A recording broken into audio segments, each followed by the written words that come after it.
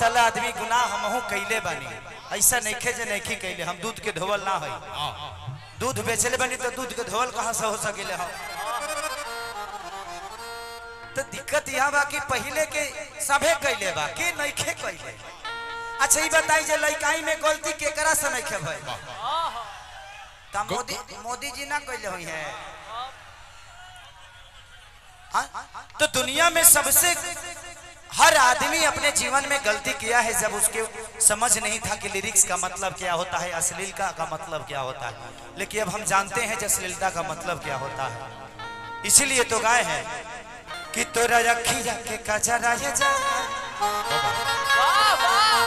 झगड़ा करा देले बा। अच्छा चलिए विजय भैया, विजय सिंह वहां की तरफ से बहुत पुरस्कार। कि मान करे छोड़ दी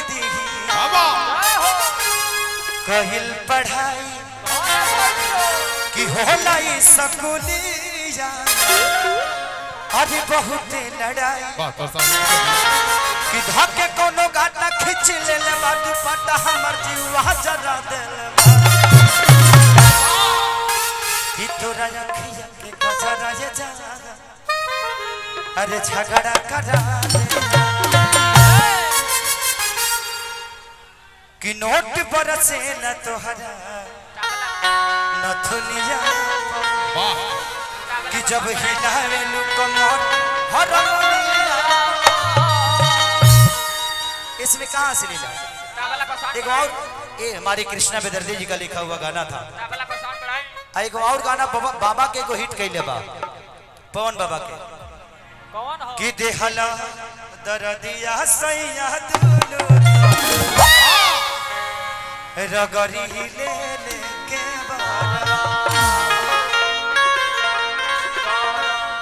आप लोग थोड़ा सा मंच को पीछे खाली कर दे, बहुत बहुत लेके आई। एगो गाना गा देते थोड़ा सा हित लो से मिले के बाद तो मिल के ओकरा बाद आ जाओ, ठीक बा? ऐसे जो उन लोगों को जाना है तो शायद मिलने के लिए बुला रहे हैं। आइए एगो गाना गा देते ओकरा बाद दिखाओ। चलिए हो हो हो हो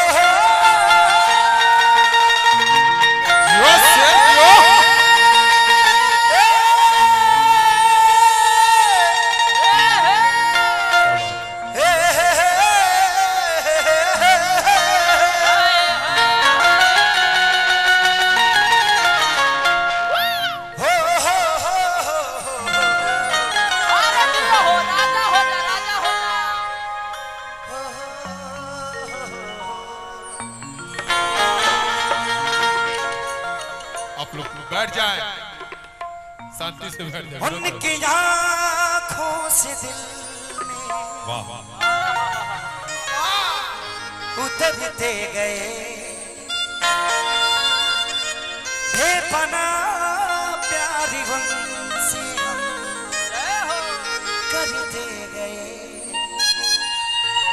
ये जब सी घुटन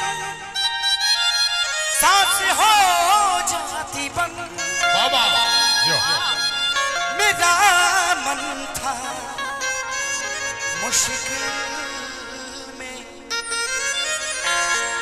अच्छा किया जो निकल आया। आप लोग बहुत भीड़ थी उनके दिल सबके पर। Thank you. अरे सोना जी आ गई हैं। चलिए हमारे बीच में सोना पांडे भी हैं, इनको आज कौन नहीं जानता है। कि राजा छूटा तपस नगर में हो ये राजा जानी बजा ले जाइए कोका कोला। उसी पे मैंने कांवर भजन भी गाया है कि नहीं रास्ता में मांगब कोका कोला ए राजा भूख को के बोला चले ना बोलो ले बड़े भोला। देखिए आई एगो गाना ओकरा बाद थोड़ा सा हम मेहमान जो हमारे संबंधित आए हैं, हमारे उनको छोड़ना है, शायद उन लोग को जाना है, मिलने के लिए बुला रहे हैं, तो एक बार उन लोगों से भी मिल लूंगा। एक गीत गा के प्लीज, एक गीत गा के आप जा सकते हैं। गीत गा के हाँ कि राजा रील पर देखावतनी अपन चिन्ह मिलबो यो हिल करबो या कि हिल करबो लेके आई कि तोहरा बिना अरे खाना पीना कि सोना ये रानी बेकार। ये गाना लिखा माने हमारे भाई अजीत हलचल जी, जिनको आप लोग हमेशा सुनते हैं, उनका बहुत सारा गाना मैं गाता हूँ। कि तोहरा बिना खाना पीना कि सोना ये रानी बेकार, सुना सोना बेकार बा। एगो हमर दिल ए जान होई तीनों तहार। 1 2 3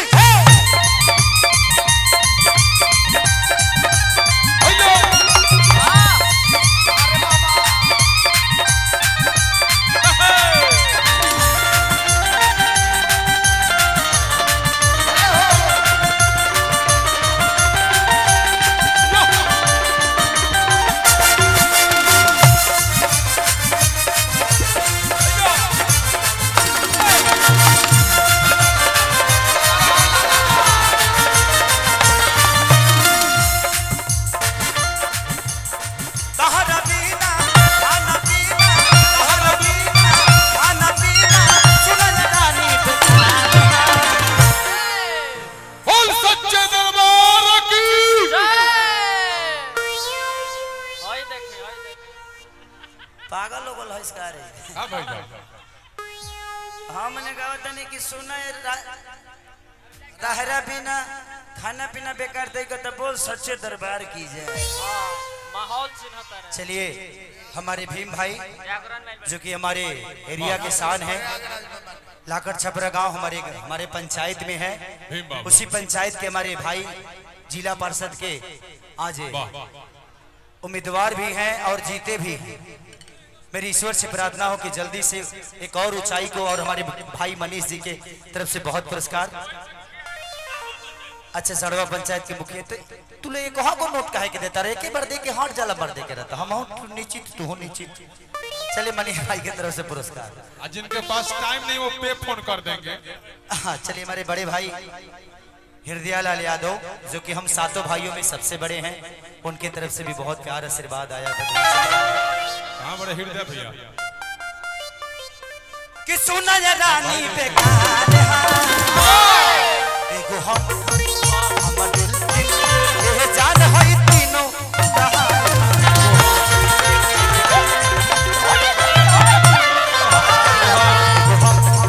हमर दिल ए जान होई तीनों